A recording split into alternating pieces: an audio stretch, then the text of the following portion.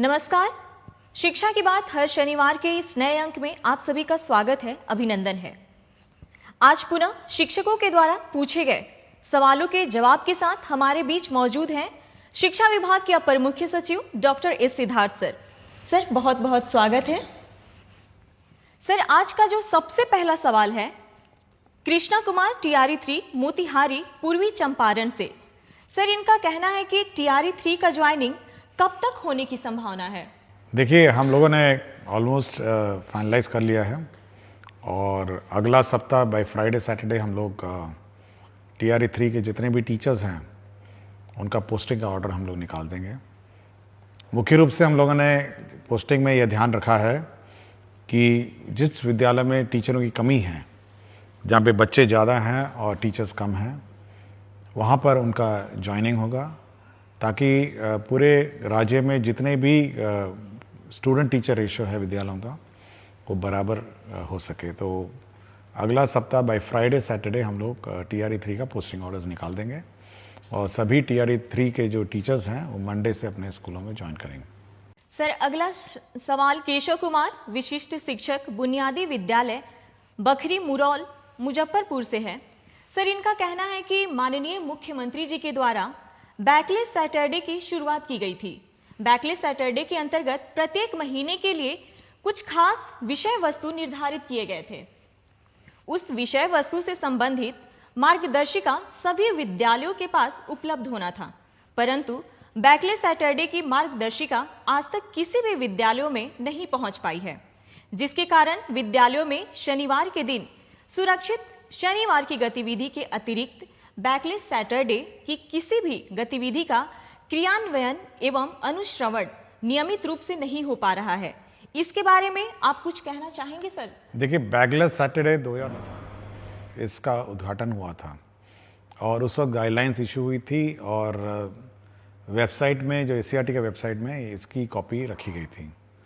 लेकिन इसके इतने साल बाद फिर हम लोग अब इसको फिर से इसका अपडेशन कर रहे हैं, क्योंकि सैटरडे में हम लोगों ने बैकलेस सैटरडे के अतिरिक्त बहुत सारे एक्टिविटीज़ और भी नए जोड़े हैं, जैसे स्किल ट्रेनिंग है और अन्य जो स्पोर्ट्स है और अन्य बहुत सारी गतिविधियां हैं जो हम लोगों ने सैटरडे में जो रेगुलर पढ़ाई के अतिरिक्त जो जो किए जाने हैं बच्चों को, वो सारे कार्य हम लोगों ने सैटरडे को रखे हैं।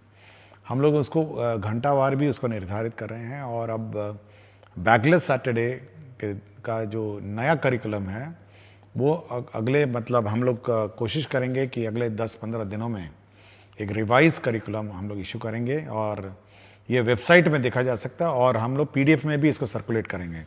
देखिए, प्रिंटिंग हम लोग यूजुअली नहीं करते हैं क्योंकि समय समय पे परिवर्तन करते रहते हैं। हम चाहते हैं कि ज़्यादा कागज़ का बर्बादी ना हो, इसलिए वेबसाइट पे इस गाइडलाइंस को आप देख सकते हैं। 10-15 दिन बाद इसको बैकलेस सैटरडे 2025 गाइडलाइंस के रूप में इसको निर्गत किया जाएगा। सर, एक धीरज कुमार शिक्षक यूएमएस सिलौट भभुआ से है। सर, विद्यालय में त्रैमासिक परीक्षा की शुरुआत के लिए आपका हृदय से आभार करते हैं। सर, इनका कहना है कि जिस तरह शिक्षकों के लिए टीचर ऑफ द मंथ की बेहतरीन शुरुआत आपकी पहल से हुई है, ठीक इसी तर्ज पर स्कूलों में बच्चों के मंथली टेस्ट के बाद आपके माध्यम से प्रत्येक माह 5 या 10 विद्यालय के प्रधानाध्यापक के साथ वीडियो कॉल या कॉन्फ्रेंस कर बच्चों को प्रोत्साहित किया जाए तो बच्चों को बहुत खुशी मिलेगी। प्रधानाध्यापक प्रशस्ति पत्र देते हुए स्कूल के नोटिस बोर्ड पर चयनित बच्चे का नाम प्रदर्शित करते हैं, इससे विद्यालयों का मनोबल बढ़ेगा। देखिए, हम लोग जो टीचर्स ऑफ द मंथ है वो हर महीने हम लोग इवैल्यूएशन करते हैं और हर महीने हम टीचर्स ऑफ द मंथ का हम लोग सर्टिफिकेट इशू करते हैं और हम लोग यह भी कोशिश कर रहे हैं कि टीचर ऑफ द मंथ के जो टीचर्स हैं उनके साथ वीडियो कॉलिंग करके, वीडियो कॉन्फ्रेंसिंग करके हम उनसे फीडबैक लेंगे। हम लोग ये व्यवस्था शुरू करने वाले हैं और जहाँ तक स्टूडेंट्स की बात है, हमारी ये उम्मीद है और आशा है कि जो स्टूडेंट्स हैं उनका जो परीक्षा का रिज़ल्ट है या परीक्षा में जो मार्क्स आता है और उनके जो स्कूल में उनका टर्नआउट है, यूनिफॉर्म है, डिसिप्लिन है, उसके आधार पर स्टूडेंट ऑफ द वीक वो अपने नोटिस बोर्ड में डिस्प्ले करें। ये हम लोग चाहते हैं और ये अच्छा सुझाव है। हम लोग इस संबंध में गाइडलाइन जारी करेंगे कि student of the week display करेंगे और उस बच्चे को मतलब उस सप्ताह के लिए बैच भी उपलब्ध कराएंगे स्टूडेंट ऑफ द वीक। और ये सुझाव के आधार पर हम लोग अब आगे की कार्रवाई करेंगे और मैं इनको धन्यवाद देता हूं कि स्टूडेंट के संबंध में इन्होंने जो सुझाव दिया। सर, अगला सवाल कुमारी निधि नया प्राथमिक विद्यालय सुहागी किशनगंज से हैं। इनका कहना है कि मेरे विद्यालय में बाउंड्री नहीं है, जिस कारण आवारा पशुओं का डर बना रहता है। सर, विद्यालयों में बाउंड्री बनाने के लिए विभाग कुछ सोच रहा है क्या?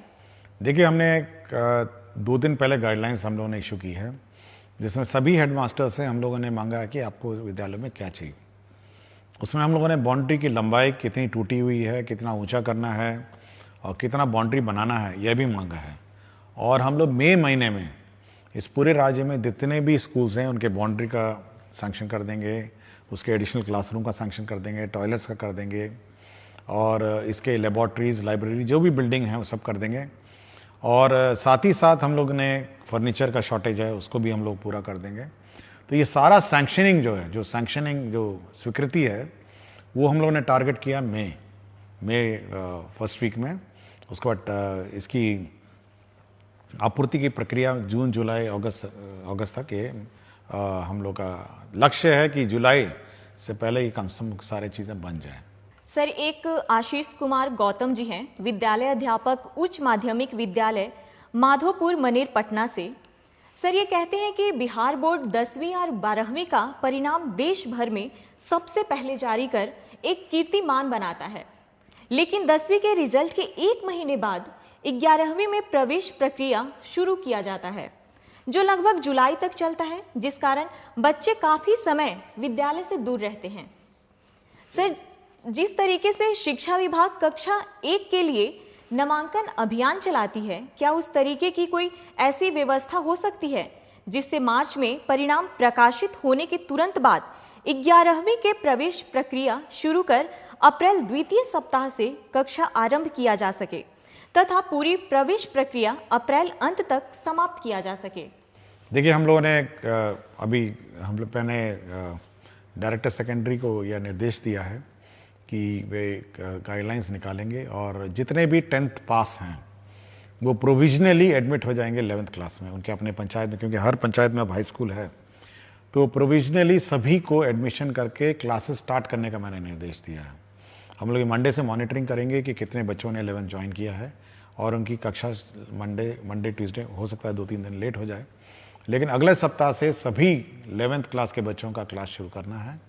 यदि किसी बच्चे को कोई और स्कूल स्थानांतरण करना है या टीसी लेके किसी अन्य स्कूल में दाखिला करना है तो उसकी प्रक्रिया अलग है, किंतु प्रोविजनली सभी लोग अब 11th क्लास जो है अपने ही पंचायत में इमीडिएटली अगला सप्ताह ज्वाइन करें और अपने क्लासेस शुरू करेंगे। सर, रश्मि बाला बरनवाल विद्यालय अध्यापक उच्च माध्यमिक विद्यालय सुपौली पचरुखी सिवान से हैं। ये कहती हैं कि अंग्रेजी विषय को 9वीं और 10वीं में भी अनिवार्य किया जाए। इन स्तरों पर अंग्रेजी सीखने और अध्ययन करने के लिए छात्रों को आकर्षित करना कठिन है, जिसके कारण उच्चतर माध्यमिक स्तर पर अंग्रेजी में खराब प्रदर्शन होता है, क्योंकि उन्हें अंग्रेजी समझने में वास्तविक कठिनाई का सामना करना पड़ता है, जो पहले से ही दूसरी भाषा है और उन्होंने इस कक्षा 10 तक गंभीरता से नहीं सीखा है। देखिए, हम लोग इस बार 9th, 10th, 11th, 12th में बुक्स, बाइलिंगुअल बुक्स हम लोग लाइब्रेरी में उपलब्ध कराएंगे।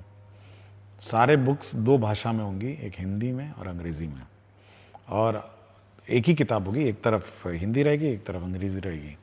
हमारी कोशिश है कि जो बच्चे हैं वो जब हिंदी पढ़ रहे होंगे उसका अंग्रेज़ी रूपांतर भी साथ ही साथ पढ़ेंगे, और हम लोग अच्छी संख्या में उपलब्ध कराएंगे किताबें, और कोशिश करते हैं कि बच्चे 9th, 10th, 11th, 12th जो हैं वो दोनों भाषाओं में पढ़ें और धीरे धीरे वो माइग्रेट करेंगे और अंग्रेज़ी के टेक्स्ट को समझने की कोशिश करेंगे, ताकि हायर एजुकेशन में जो भाषा में वो हायर एजुकेशन प्राप्त करना चाहते हैं उसमें उनको सहूलियत मिले।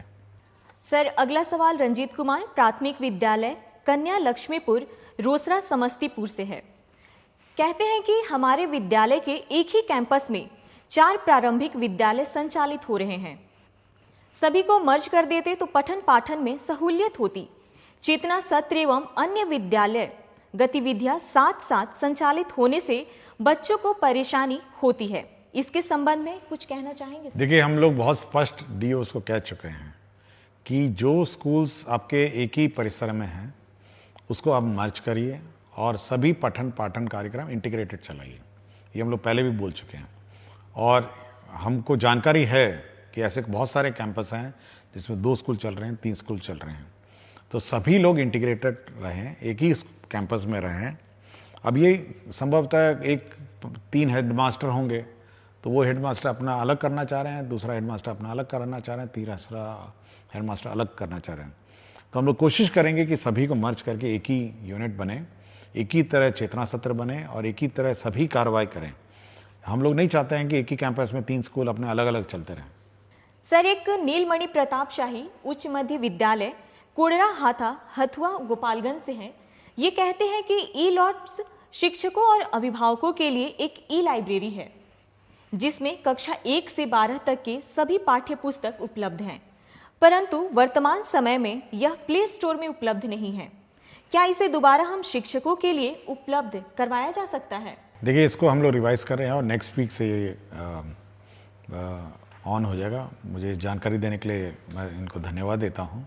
मैंने जस्ट रिव्यू किया था, जब प्रश्न आया था मैंने इसकी समीक्षा की थी और अब हम लोग पूर्ण रूप से इसको SCRT जो हमारा रिसोर्स सेंटर है उसको मैंने जवाब दे दी है और अगला सप्ताह से ये रिवाइज्ड कंटेंट पोस्ट करेंगे और अगला सप्ताह से ये लोग आप लोग इस वेबसाइट को देख पाएंगे जहाँ पर ई कंटेंट आप प्राप्त कर सकेंगे। सर, अगला सवाल शम्स आलम मध्य विद्यालय बैजा बिघा कुटुंबा औरंगाबाद बिहार से है। कहते हैं SCS सिद्धार्थ सर को मेरा प्रेम भरा नमस्कार। महाशय, शिक्षा की बात हर शनिवार कार्यक्रम आयोजित होने से काफी ज्यादा शिक्षक एवं छात्र लाभान्वित हो रहे हैं। सर, मेरा एक प्रश्न है कि शिक्षा विभाग मुफ्त पुस्तक वितरण करवा रही है। ये बहुत अच्छी पहल है, परंतु पुस्तक का जो पन्ना होता है वह छोटे बच्चे बहुत आसानी से फाड़ देते हैं। तो क्या शिक्षा विभाग प्राथमिक विद्यालय के बच्चों के लिए प्लास्टिक कोडेड पुस्तक वितरण करवा सकती है? इससे पूरे सत्र बच्चे के पास पुस्तक रह सकता है। देखिए, प्लास्टिक से तो दूर ही रहें और प्लास्टिक कोटेड किताबें पर्यावरण के लिए ठीक नहीं हैं और यह भी सीख है, बच्चों को सिखाना ज़रूरी है कि किताब नहीं फाड़ें। यह भी एक सीख है जो बच्चों को दी जानी चाहिए। बच्चे संभाल के अपनी किताबें रखें, सरकार बड़ी मुश्किल से प्रिंट करके देती है। तो धीरे धीरे बच्चे सीख लेंगे। जब फाड़ेगा तो उसको लगेगा कि नहीं, अगली बार नहीं फाड़ना चाहिए। तो यह भी एक सीख ही समझिए। तो प्लास्टिक कोटेड किताबें, मेरा विचार है कि एक तो महंगी बहुत हैं, पेपर भी बहुत महंगा है और पर्यावरण के दृष्टिकोण से और एनवायरनमेंट दृष्टिकोण से प्लास्टिक कोटेड किताबों से थोड़ा हम लोग को बचना चाहिए। हम लोग एनवायरनमेंट फ्रेंडली और एनवायरनमेंट कंपैटिबल किताबें देते हैं और धीरे धीरे सीख जाएंगे। मतलब कम से कम किताब तक आकर उसको अध्ययन करना या उसके साथ उसको फाड़ना, ये सब लर्निंग प्रोसेस की एक प्रक्रिया है और मैं सोचता हूँ कि बच्चे को जिसमें खुशी है वही करे। सर, आखिरी सवाल अभिषेक कुमार पांडे उच्च मध्य विद्यालय दर्शन गोविंदपुर नवादा से है। ये कहते हैं कि महोदय, मुझे आपका कार्यक्रम बहुत अच्छा लगता है कि आप हर शनिवार को आप शिक्षकों से जुड़ी समस्याओं का समाधान करते हैं, जो काफ़ी सराहनीय है। मेरा आज का प्रश्न है कि जो शिक्षक शिक्षिका BPSC से ज्वाइन किए हैं, क्या उनको भी मेडिकल व मातृत्व राशि दे होगा? अगर नहीं होगा तो उनके लिए अपने बच्चों का पालन पोषण करना मुश्किल होगा। विभाग इसके बारे में क्या सोचती है? देखिए, विभाग ने बहुत स्पष्ट किया कि मेडिकल लीव जो किसी को मेडिकल लीव है उसको दे है और दूसरा है कि जो मैटरनिटी लीव है, जो मैटरनिटी लीव स्टैंडर्ड है, ये दोनों दे हैं। तो मैं बहुत बार मुझे शिकायत भी आती है, लोग मुझे कॉल करके पूछते भी हैं, कुछ लोग अपना फ़ोटो भी भेज देते हैं कि देखिए हम बीमार पड़े हैं अस्पताल में, कोई छुट्टी नहीं मिली है। तो मैं बहुत स्पष्ट किया सबको कि भाई मेडिकल लीव जब आप विद्यालय अटेंड नहीं करते हैं, मेडिकल लीव आपके एलिजिबल है। और मैटरनिटी लीव, जो मैटरनिटी लीव है वो भी एलिजिबल है। इस संबंध में स्पष्ट गाइडलाइंस हम लोग निकाल देंगे, तो ये दोनों गाइडलाइन मिल जाएंगे। और मेरा विचार है जो हेडमास्टर हैं इस संबंध में थोड़ा ध्यान दें और सेंसिटिव हो, महिला टीचर विशेषकर जिनको मैटरनिटी लीव की आवश्यकता है, तो चाहे कितनी भी छोटी सेवा हो ये उनको देय होगी। बहुत बहुत धन्यवाद सर। अगले सप्ताह फिर से मुलाकात होगी शिक्षा की बात हर शनिवार के नए अंक के साथ। धन्यवाद।